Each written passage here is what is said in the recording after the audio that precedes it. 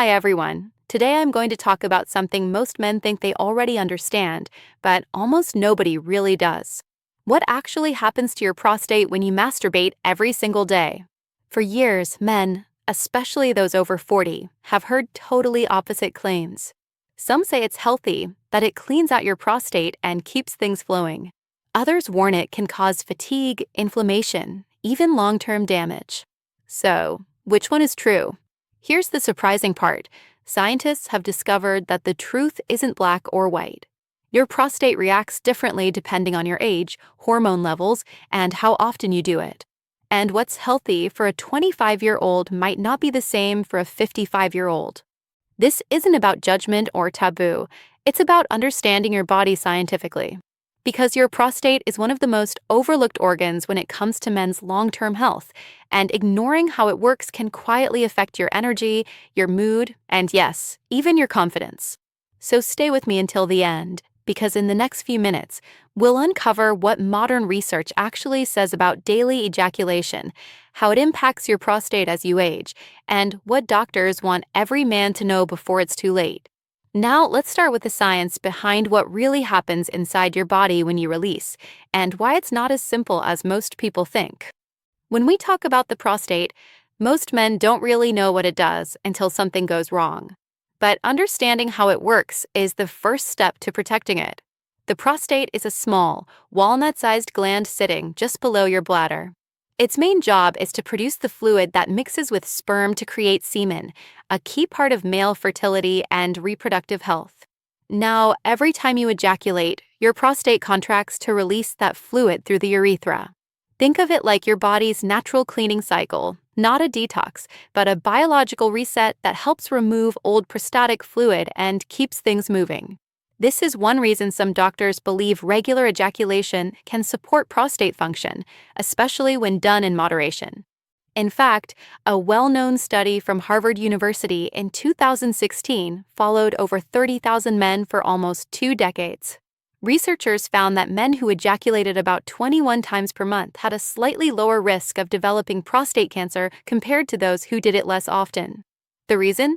Scientists believe that more frequent ejaculation may help flush out potentially harmful substances from the prostate before they accumulate. But here's where it gets interesting. Ejaculation doesn't just affect the prostate. It also interacts with your hormone system, especially testosterone and dopamine. After release, your body temporarily lowers these hormones, leading to a short recovery phase. For younger men, that recovery is quick. But for men over 40, when hormone levels naturally start to decline, that recovery can take longer. That's why daily ejaculation can feel different physically and mentally as you age. So scientifically speaking, ejaculation plays a natural role in prostate maintenance, but how much is healthy can vary widely from person to person. Age, stress, sleep, and even diet all influence how your body responds.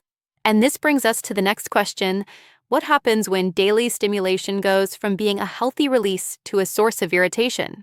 Let's explore the hidden risks for older men in the next section. As men get older, their bodies change in ways that most of us don't really notice until something starts to feel off.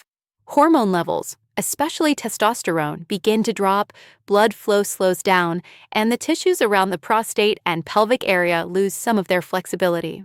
These are natural parts of aging, but they also mean the prostate becomes more sensitive to stress and irritation.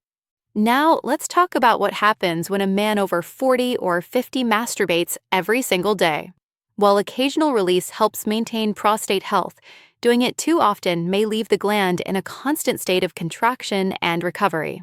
The prostate doesn't really get the downtime it needs to replenish its fluids and restore balance.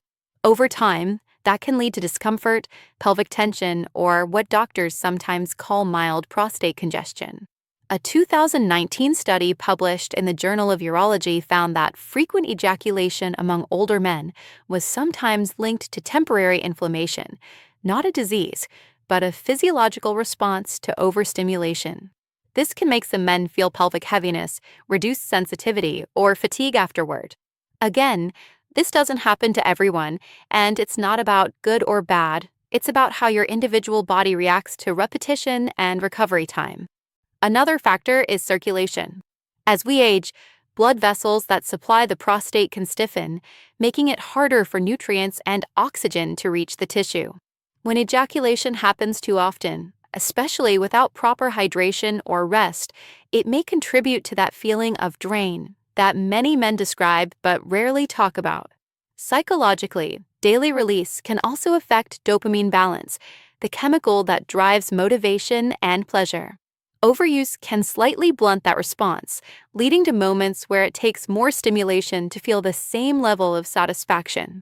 So, for older men, the risk isn't about immediate harm, it's about overworking a system that's already under pressure.